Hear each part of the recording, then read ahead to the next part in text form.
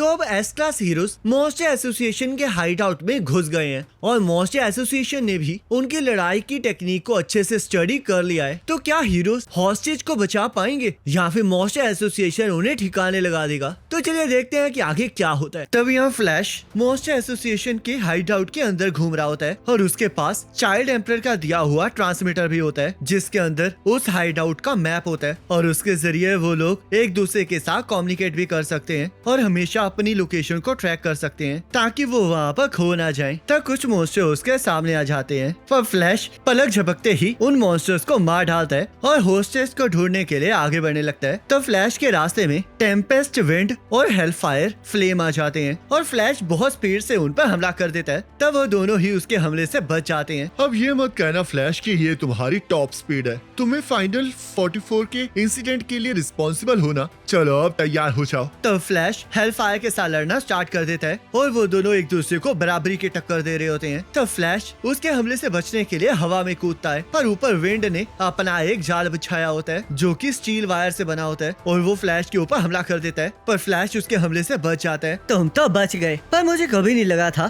कि तुम यहाँ पर अकेले आओगे। लगता है तुम्हें अपने आप पर कुछ ज्यादा ही कॉन्फिडेंस है। तब फ्लैश वहाँ की सिचुएशन को एनालाइज करता है और अपनी तलवार को उल्टा पकड़ लेता है जिस वजह से विंड को लगने लगता है कि अब वो वहाँ से भाग जाएगा क्योंकि वो एक इंसेक्ट की तरह वहाँ पर फंस चुका है और जैसे वो वहाँ से भागेगा वैसे विंड के स्टील वेब की वजह से फ्लैश के टुकड़े टुकड़े हो जाएंगे। पर तभी फ्लैश उन दोनों पर हमला कर देता है और उन वॉल्स को भी काट देता है। तो तुम लोग विलेज से हो और तुमने मुझे मारने के लिए मॉन्स्टर्स को ज्वाइन कर लिया है। तब वो दोनों फ्लैश को उस जगह से कहीं और ले जाते हैं जहाँ पर विंड फ्लैश पर हमला करना स्टार्ट कर देता है पर फ्लैश उसके हमलों से बच जाता है और तब विंड और हेलफायर मिलकर फ्लैश पर हमला कर देते हैं और फ्लैश उससे भी बच जाता है और अपनी तलवार की मदद से खुद को नीचे गिरने से बचा लेता है। ये जगह अच्छी है ना, हमने मॉन्स्टर से इसे ताकत से छीन लिया है तो इसलिए हम यहाँ पर अपनी पूरी ताकत के साथ लड़ सकते हैं और अब हम गोल्डन 37 के मेंबर्स तुम्हें मार डालेंगे। तब वो तीनों लड़ना स्टार्ट कर देते हैं जहाँ पर फ्लैश उनके हर हमले से बच रहा होता है और वो तीनों ही एक दूसरे पर बहुत तेजी से वार कर रहे होते हैं। आखिरकार तुम लोगों को किसने हायर किया है और मैं ये इसलिए जानना चाहता हूँ ताकि मॉन्स्टर एसोसिएशन को खत्म करने के बाद मैं उस बंदे को भी खत्म कर सकूं। तब वो तीनों ही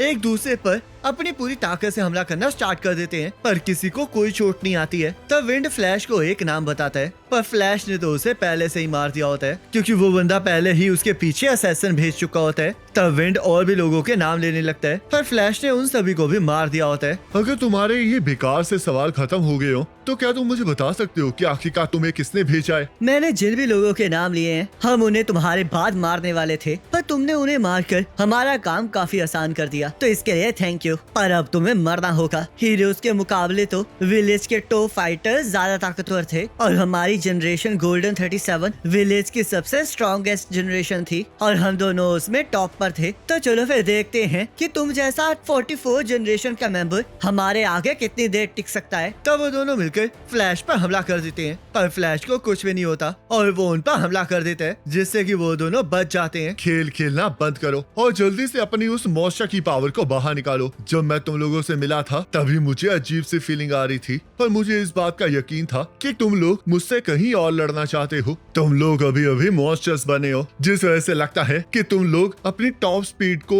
यूज नहीं कर सकते हो और इसी वजह से तुम लोग मुझे यहाँ पर ओपन स्पेस में लाए हो। तो इसलिए अब तैयार हो जाओ क्योंकि अब मैं तुम्हें सिखाने वाला हूँ कि मॉन्स्टर बनने का मतलब ये नहीं है कि तुम मुझे सरपास कर सकते हो। तब वो दोनों अपने मॉन्स्टर रूप में कन्वर्ट हो जाते हैं और फ्लैश को अटेंटिव रहने का कहकर उस पर हमला कर देते हैं। तब वो दोनों अपनी पूरी ताकत से फ्लैश पर हमला करना स्टार्ट कर देते हैं और हम देखते हैं फ्लैश हेलफायर के हमले से बच के उसकी तलवार को तोड़ देता है और उसके अगले हमले से भी बच जाता है। इसे लड़ता हुआ देखकर मुझे समझ में आ रहा है कि आखिरकार क्यों लोग इसे हमारी तरह जीनियस कहते थे। टेक्निकल प्रिसीजन के टर्म्स में फ्लैश हमसे आगे है। इसकी स्पीड और पावर में कोई फ्लो नहीं है और यहाँ पर अगर कोई और मॉन्स्टर होता तो वो इसके सामने टेक ही नहीं पाता। क्या तुम्हें सच में लगता है कि तुम लोग मुझे हरा सकते हो? तो तुम्हें गलत फहमी है। टेम्पेस्ट, विंड और हेल फायर फ्लेम, मैं तुम लोगों के मूव्स को अच्छे से जानता हूँ क्योंकि मैंने सबसे ज्यादा हार्ड ट्रेनिंग की है। जितना ज्यादा स्किल्ड फाइटर होता है उतना कम वो फंडामेंटल्स पर ध्यान देता है। पर अगर आपको फंडामेंटल्स के बारे में पता हो तो चाहे पर्सन जितना मर्जी फास्ट अटैक कर ले पर आप उसे आसानी से संभाल सकते हैं। पर तुम दोनों ऐसा कुछ भी नहीं कर सकते। तो ये सुनकर विंड और हेलफायर को गुस्सा आ जाता है, जिस वजह से वो ये तय करते हैं कि अब वो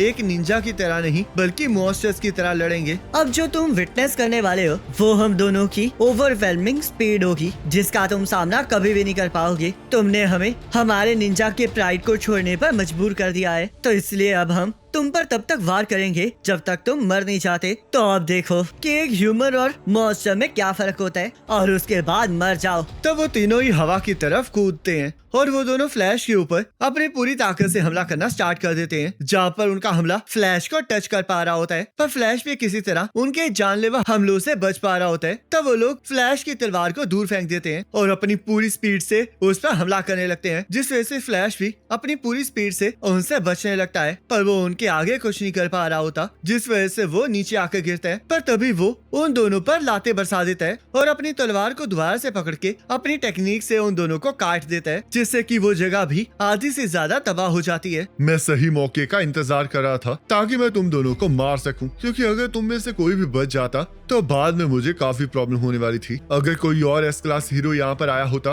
तो वो तुम्हारी स्पीड का मुकाबला नहीं कर पाता, तो इसलिए तुम्हारा बेस्ट मूव ये था कि तुम उन पर हमला करते। तब विंड ये सुनकर हंसने लगता है। असैसिन्स हमेशा शैडोज में रहे हैं और हम लोगों को हमेशा यूज करके छोड़ दिया गया है, जिस वजह से हम लोग बस एक बारी के लिए सब कुछ कंट्रोल करना चाहते थे। हमने पावर गेन करने के लिए बहुत कुछ किया पर हम लोग फिर भी ताकतवर नहीं हो सके। तो फ्लैश, क्या तुम हमें बता सकते हो कि हमारे अंदर किस चीज की कमी है? तब पुल टूटने की वजह से वो दोनों नीचे गिर जाते हैं और फ्लैश उन्हें बताता है कि उन्होंने बस ज्यादा ट्रेनिंग नहीं की थी, जिस वजह से उनका ये हाल हुआ। तब यहाँ फ्लैश वापस जाने लगता है, पर उसे समझ नहीं आ रहा होता कि आखिरकार वो है कहाँ, जिस वजह से वो चाइल्ड एम्परर के दिए हुए ट्रांसमीटर को चेक करने लगता है, पर वो ट्रांसमीटर पानी में गिर गया होता है। तब यहाँ चाइल्ड एम्परर सभी हीरोज की लोकेशन को देख रहा होता है और उसे एहसास हो जाता है कि शायद फ्लैश का ट्रांसमीटर टूट चुका है, पर उसे उनकी चिंता नहीं होती, क्योंकि उसे पूरा विश्वास होता है कि एस क्लास हीरोज इस सिचुएशन को संभाल सकते हैं। हमें जल्द से जल्द उस होस्टेज को बचाना होगा, क्योंकि उसे बचाने के बाद हमारा मेंटल स्ट्रेन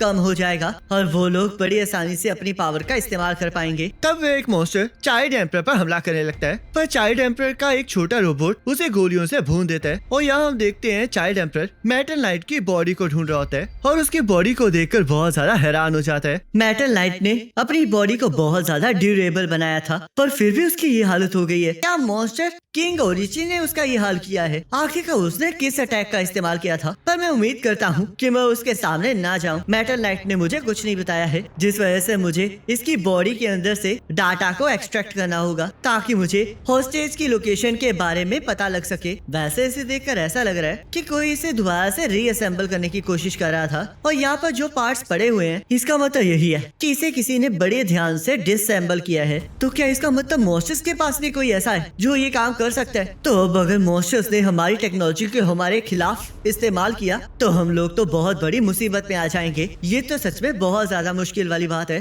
तब चाइल्ड एम्परर को होस्टेज की लोकेशन का पता चल जाता है और मेटल नाइट ने पहले ही वहाँ के रूट को मैप कर दिया होता है, जिस वजह से चाइल्ड एम्परर होस्टेज को बचाने के बारे में सोचने लगता है और अपने दिमाग को ठंडा रखने के लिए लॉलीपॉप को खाने लगता है। तब वहाँ पर फोनिक्स मैन आ जाता है, जिसने चाइल्ड एम्परर के रोबोट को तोड़ दिया होता है। लगता है तुम यहाँ पर मजे करने आए हो। वैसे बच्चा होना भी कितनी मजे की बात है ना, क्योंकि तुम्हें तो कोई टेंशन ही नहीं होती होगी। पर चाहे तुम बच्चे हो फिर भी मैं तुम्हें नहीं छोड़ने वाला। क्या तुम लीडर्स में से एक हो? मैं मिडल मैनेजर हूँ। चाहे मैं लीडरशिप में नहीं हूँ पर फिर भी मॉन्स्टर्स मेरी इज्जत करते हैं और ऑर्गेनाइजेशन में ऐसी बहुत सी पोस्ट्स हैं, पर तुम्हें वो समझ में नहीं आएंगी। मुझे यकीन नहीं हो रहा कि एक क्लेवर बच्चा क्लास एस हीरो बन गया है और अब वो बहुत बुरी मौत मरने वाला है। तुम्हें कभी भी बड़ों की बातों पर विश्वास नहीं करना चाहिए था, क्योंकि मुझे ही देखो, मुझे बस खुद पर ही विश्वास है और मॉन्स्टर एसोसिएशन तो बस मेरे लिए स्टेपिंग स्टोन है, जिसके बाद मैं किंग ओरिची का टाइटल लूंगा। तो चलो चाइल्ड एम्परर मर जाओ। तब फोनिक्स मैन चाइल्ड एम्परर पर हमला कर देता है पर हम देखते हैं चाइल्ड एम्पर ने अपने सामने एक ट्रांसपेरेंट फ्रेम लगा लिया होता है, जिससे टकराकर फोनिक्स मैन की नेक टूट जाती है और चाइल्ड एम्पर अपने बैग से हथियारों को निकालकर फोनिक्स मैन को मार देता है। तभी यहाँ कुछ मॉन्स्टर्स होस्टेज की रखवाली कर रहे होते हैं और तभी एक फ्रॉग जाके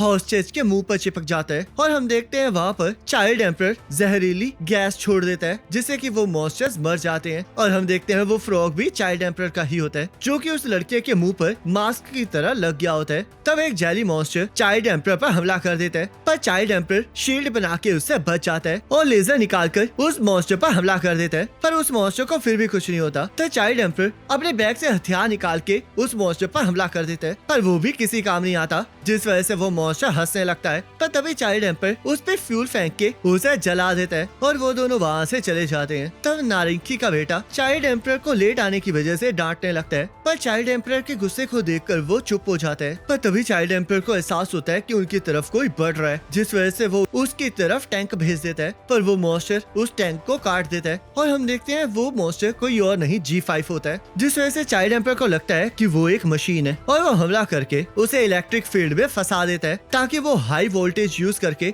उस रोबोट को बंद कर सके। पर G5 को इससे कुछ नहीं होता और वो चाइल्ड एम्पर की कैद से आजाद हो जाता है। तब चाइल्ड एम्पर वहाँ पर अपने कुछ और रोबोट्स को बुला लेते हैं, जो कि मिलकर एक बड़ा रोबोट बन जाते हैं और नारिंकी का बेटा रोबोट्स की लड़ाई देखने के लिए बहुत ज्यादा एक्साइटेड होता है। तब G5 और वो रोबोट आपस में लड़ने लगते हैं और चाइल्ड एम्पर G5 पर मिसाइल से हमला कर देता है, जिससे G5 हिल नहीं पा रहा होता और वो रोबोट उसे काटने लगता है। तब चाइल्ड एम्पर इस बात का फायदा उठाकर नारिंकी के बेटे को लेकर वहाँ से भाग जाता है ताकि वो उसे बचा सके। और गाइस इसी के साथ ये एपिसोड खत्म हो जाता है। अब नेक्स्ट एपिसोड का लिंक आपकी स्क्रीन पर आ रहा होगा, उस पर क्लिक करके अगले एपिसोड को देख सकते हैं।